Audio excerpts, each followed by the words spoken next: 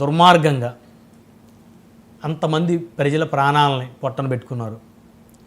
So దాని తర్వాత ఇప్పుడు భారత ప్రభుత్వం ఎలాంటి స్టెప్ తీసుకునే అవకాశం ఉంది సార్? ఎందుకంటే మోదీ గారు కొద్దిసేపటి క్రితం భారత ప్రజలందరికీ నేను హామీ ఇస్తున్నాను, వారిని వదిలిపెట్టే పరిస్థితి లేదు, వేటాడి వారిని చంపుతామని చెప్పేసి అన్నారు.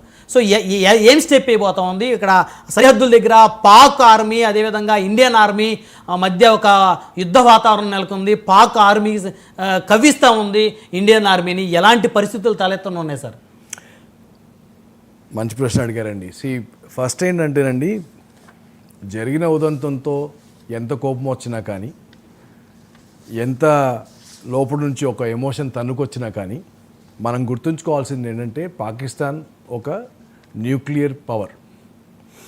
సో మనకు ఉంటుంది, ఇప్పుడు మనం 3 లెవెల్స్లో ఈ పరిస్థితిని అడ్రస్ చేయొచ్చు. ఒకటేమో మీరు అన్నట్టు ఫుల్ ఫ్లెడ్జ్ వార్ కూడా వెళ్ళొచ్చు.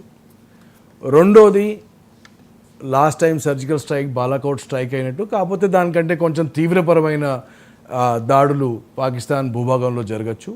మూడోది లోకల్ మిలిటెంట్స్ ఎవరైతే ఈ ముష్కరులు ఈ ఉద్ఘటనకు కారకులయ్యారో వాళ్ళని హంట్ చేసి వెతికి పట్టుకొని వాళ్ళని వాళ్ళ గమ్యస్థానానికి చేర్పియడం. అయితే ఈ మూడిట్లో కూడా ప్రాబ్లం ఏంటంటేనండి, మీరు ఈ ఎస్కలేషన్ని ఒకటేసారి తీవ్రపరంగా చేస్తే సిచ్యువేషన్ మొత్తానికే అవుట్ ఆఫ్ కంట్రోల్ అవుతుంది. కానీ మీరు అన్నట్టు ప్రతి భారతీయ పౌరుడు ఇప్పుడు కోపంతో ఊగిపోతున్నాడు, అది కూడా నిజమే. సో ఇప్పుడు భారతదేశంలో ప్రజలని శాంతపరచడానికి ఏదో ఒక యాక్షన్ జరిగినా కానీ ఇన్ ద లాంగ్ టర్మ్ మనం రియలైజ్ చేయాల్సింది ఏంటంటే అండి, ఈ చిన్న ముష్కరులు ఎవరైతే వస్తారో వీళ్ళు కాదు మన టార్గెట్స్. ఒక ఎల్ఈటీ కానివ్వండి, ఒక జైష్ మొహమ్మద్ కానివ్వండి, అవి కూడా మన టార్గెట్స్ కావు.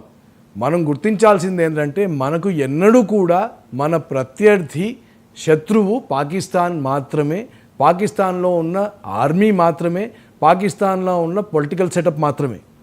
అండ్ ఏ రోజైతే ఈ పాకిస్తాన్ అనే ఎంటిటీని మనం డిస్ట్రాయ్ చేయమో, సర్వనాశనం చేయమో, అప్పటి వరకు ఇలాంటి దాడులు ఇవాళ జరిగింది 3 రోజుల్లో మర్చిపోతాం, ఏదో ఒకటి చేసి మళ్ళీ సంవత్సరం తర్వాత మళ్ళీ జరుగుతుంది.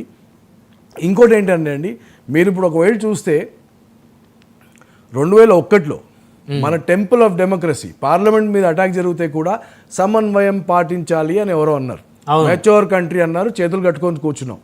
దాని తర్వాత బాంబేలో అటాక్ జరిగినా కానీ మళ్ళీ అలాగే చేసాం. అక్షర్ధామ్లో టెంపుల్కి వెళ్ళిన వాళ్ళ మీద దాడి జరిగినా కానీ మనం అదే చేసాం. ఇలా ఎన్ని దాడులు జరిగినా కానీ మనం ఒక నీజర్క్ రియాక్షన్ ఇస్తున్నామే తప్ప, ఏదైతే మూల కారణమో పాకిస్తాన్ ఏదైతే ఉందో, ఎవరైతే అసీం మునీర్ సభలో నిల్చొని మనం పాకిస్తాన్ 2 నేషన్ థియరీ మీద మనం నిల్చున్నాము, భారతదేశం మన ప్రత్యర్థి, భారతదేశం మన ఎనిమి అని ఛాతి కొట్టుకొని చెప్పాడో, వాళ్ళకి ఆ బుద్ధి చెప్పాలి కదా.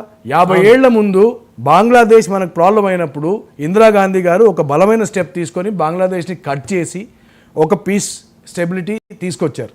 ఇవాళ కూడా పాకిస్తాన్లో వాళ్ళ బ్యాక్ యార్డ్ ఒక బలూచిస్తాన్ ప్రాబ్లం అవుతుంది, ఒక సింధ్ ప్రాబ్లం అవుతుంది, ఒక వజీరిస్తాన్ ప్రాబ్లం అవుతుంది.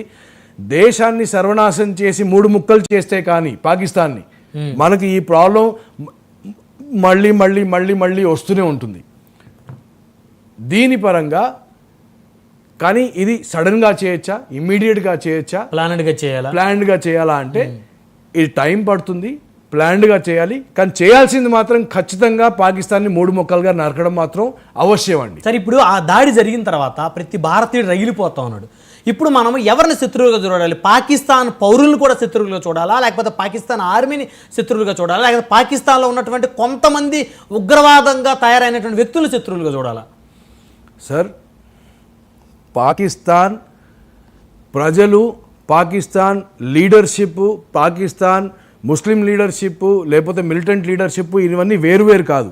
ప్రజలు బాగుంటే ఆర్మీ వాళ్ళ పవర్లో ఉండేది కాదు. అవును, ఆర్మీ పవర్లో ఉండి ఆర్మీ ఏం చేసినా ప్రజలు ఏం చేయట్లేదు అంటే ప్రజలు ఆర్మీతో సముఖంగా ఉన్నట్టే.